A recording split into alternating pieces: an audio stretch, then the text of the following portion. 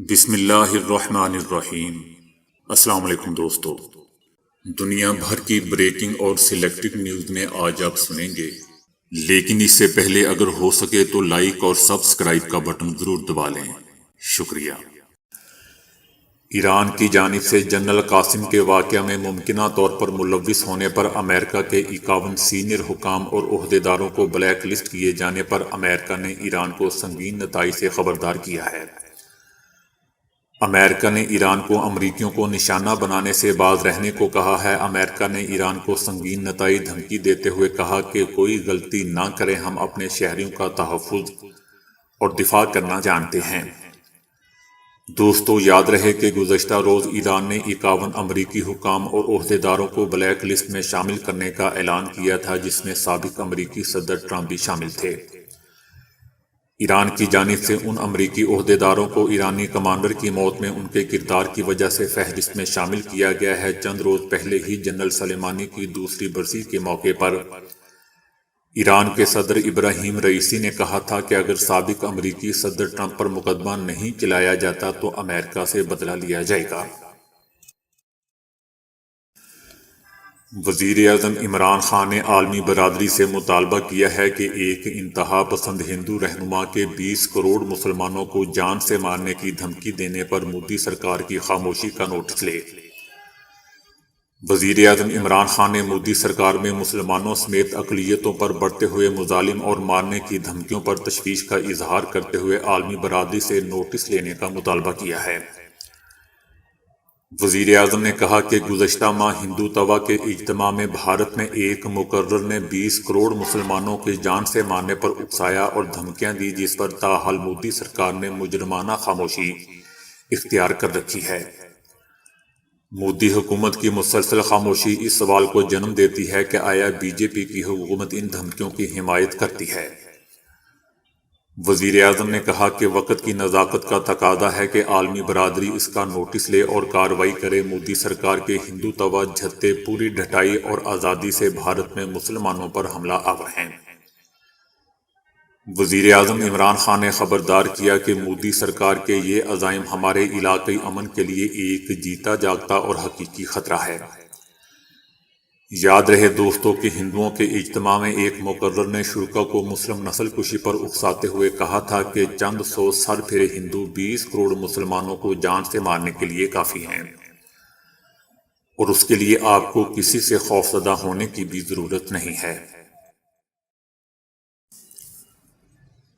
امریکہ میں دنیا کا سب سے بڑا 3D پرنٹڈ گھر اب فروخت کے لیے پیش کر دیا گیا ہے، جس کی قیمت $2,99,000 رکھی گئی ہے، جس میں 3 بیڈ روم، 2 باتھ روم اور 750 مربع فٹ کا گیراج بھی شامل ہے۔ SQ4D نامی کمپنی نے اسے جدید ترین 3D پرنٹنگ مشینوں سے صرف 8 روز میں تعمیر کیا ہے۔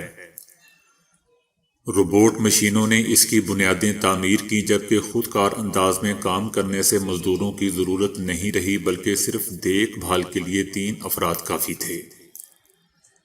اس طرح بہت تیزی سے اور کم خرچ لاگت کے گھر بنائے جا سکتے ہیں۔ دوستو، یاد رہے کہ امریکہ اور بالخصوص نیو یارک میں مکانات بہت مہنگے ہوتے ہیں۔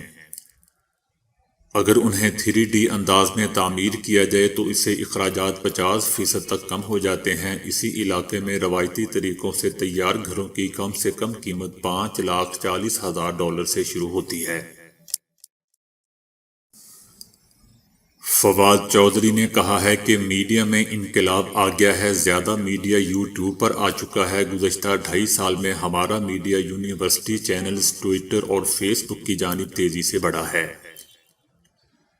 ہمیں مستقبل کی مارکیٹ پر نظر رکھنی چاہیے۔ یہ ممکن نہیں کہ یونیورسٹی سے ڈگری لیں اور پتہ چلے کہ اس کی کوئی اہمیت ہی نہیں ہے۔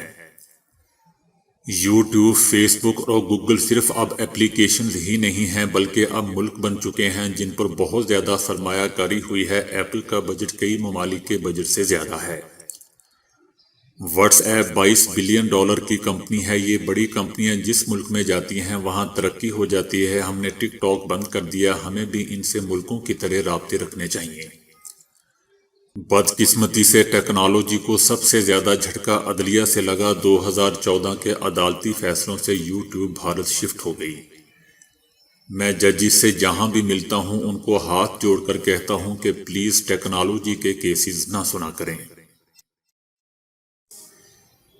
سعودی فوڈ اتھارٹی نے کہا ہے کہ 2020 کے دوران زائد المیعاد ناکارہ غذا کا حجم 300 ٹن تک رہا۔ ایس ایف ڈی اے نے ناقابل استعمال پھل اور سبزیاں ضبط کیں۔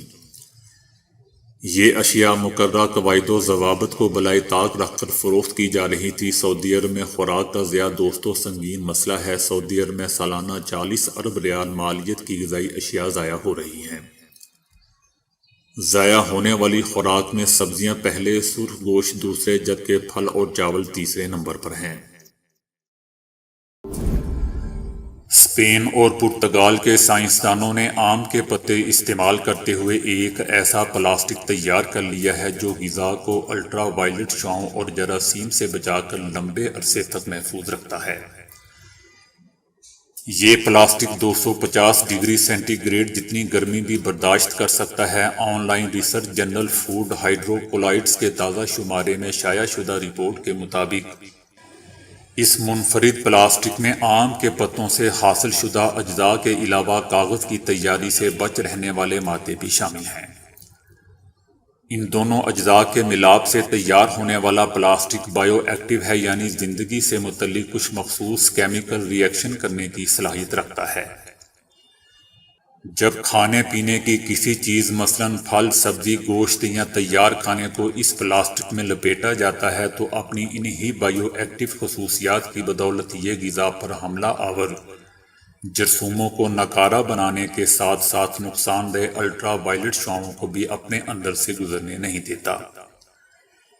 ابتدائی تجربات میں اس پلاسٹک کو فوڈ پوائزننگ کی وجہ سے بننے والے 2 اہم جرثوموں سے غذائی تحفظ کے لیے کامیابی سے آزمایا جا چکا ہے۔ انہی تجربات میں اس پلاسٹک نے اپنے اندر سے الٹرا وائلٹ شعاعوں کو بھی گزرنے نہیں دیا جو بصورت دیگر کھانے پینے کی چیزوں میں گلنے سڑنے کے عمل کو تیز کر دیتی ہیں۔